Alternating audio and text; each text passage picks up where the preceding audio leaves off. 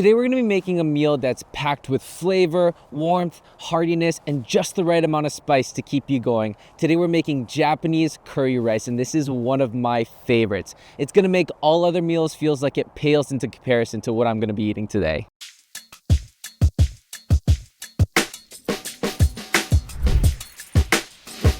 Hey friends, welcome back to the channel and welcome back to Meals Worth the Miles, the series where I teach you how to make unforgettable backcountry meals here on the trail. My name's Cole and I explore the backcountry for a living, but more than that, I'm here to make sure that you make game-changing backcountry meals. Let's get into it. But before we get started, if you're a big fan of trail meals that are actually worth the miles, don't forget to hit that like button, subscribe, and hit that notification bell so that you never miss a backcountry recipe that's actually worth the miles. That's where this curry rice comes in. It's warm, hearty, and it's filling. It's everything that you would want after a long day of hiking. Let me show you how to make it. Okay, so the ingredients. First off, we've got our instant rice. And so this is what's gonna bring most of our carb content. This is gonna give us super good energy. It's gonna help us sleep well at night. Instant rice, my go-to. We're gonna have some fresh veggies. So I have 3 different types of fresh veggies here. We've got the carrots, we've got the potatoes, and we've got the onions.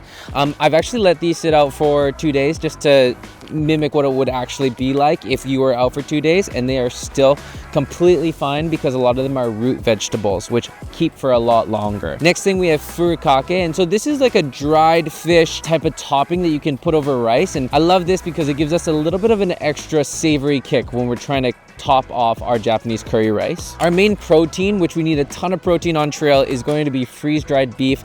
This is a lot for one person, so generally I will half this and share this with the person that I'm adventuring with.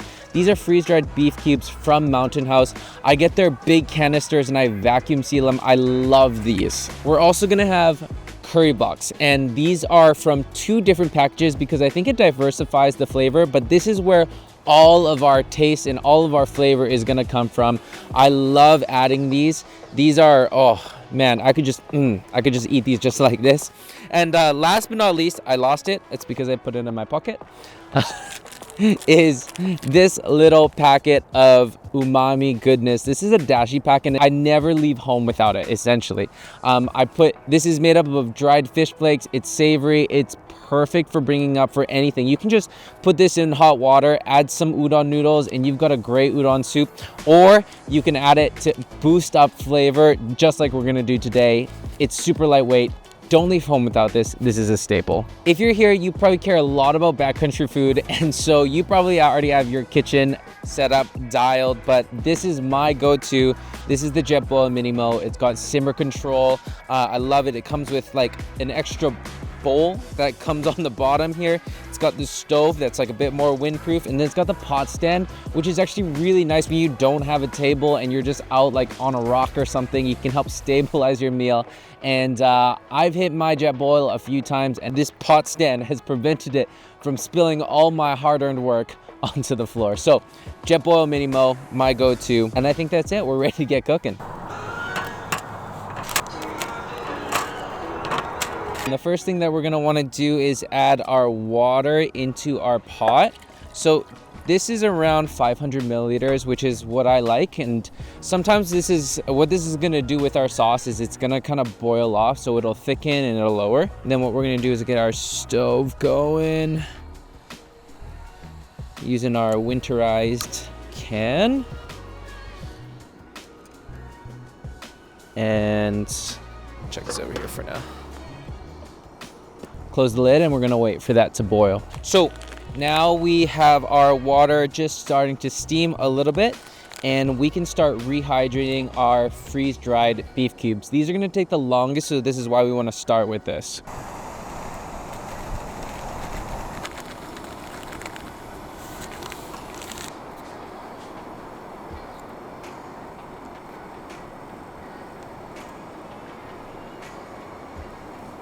We have our beef cubes in here, and now I'm just making sure that they're all getting in contact with the water. So I'm stirring it and turning down the heat so that I can actually see into my pot. Next up, what I want to do is I want to add my raw vegetables. And so onion can go in. Next thing that's going in is our potatoes. And now our carrots are going in. Next thing I want to do is I'm going to add my rice. And so I do this at the end because a lot of these other items are a lot thicker and are going to take a lot more time to rehydrate. But this minute rice or instant rice, this heats up and this will rehydrate pretty quickly. So we're going to be finished in the next 2 to 3 minutes here.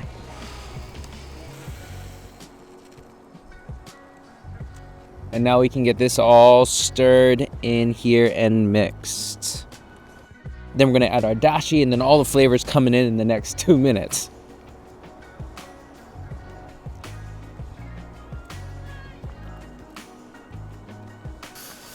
Oh man, I'm so hungry. I could eat this right now, even without the curry cube in here.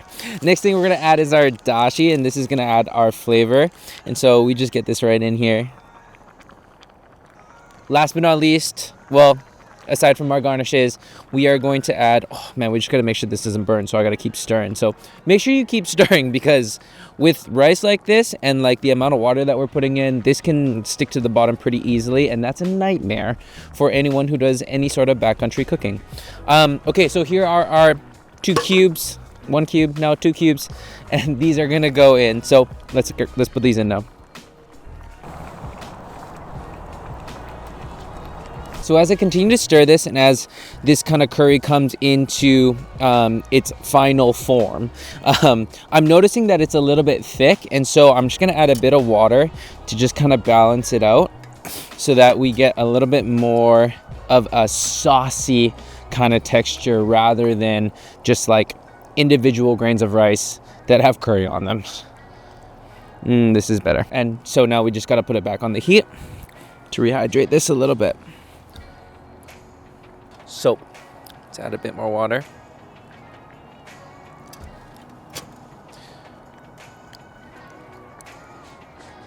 Oh, that's great. Nice and thick. Trying to scrape up all the little bits from the bottom, if there is any. Okay, this is tasting phenomenal. So I'm very excited to eat this.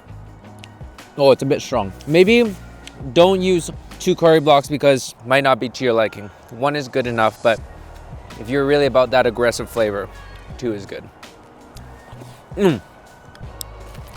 Finish it off. We're gonna add our furikake.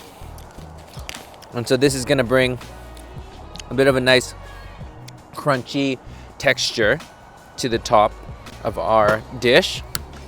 And then also we're gonna end with some green onions as well.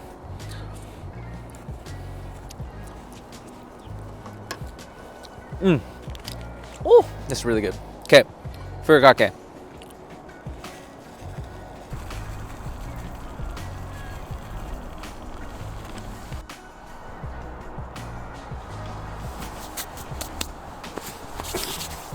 Okay, so our beef is rehydrated, our rice is rehydrated, our veggies are all cooked through, they're soft. We got a crunchy furikake on top, and I am ready to eat. And so let's take our first bite of this delicious meal.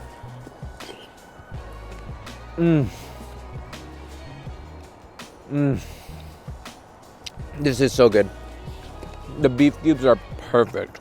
And so, oh my gosh, this is gonna wrap up this week's episode of Meals Worth the Miles. And so if this Japanese curry rice doesn't make you rethink what meals you're bringing on your next trip, I don't know what will.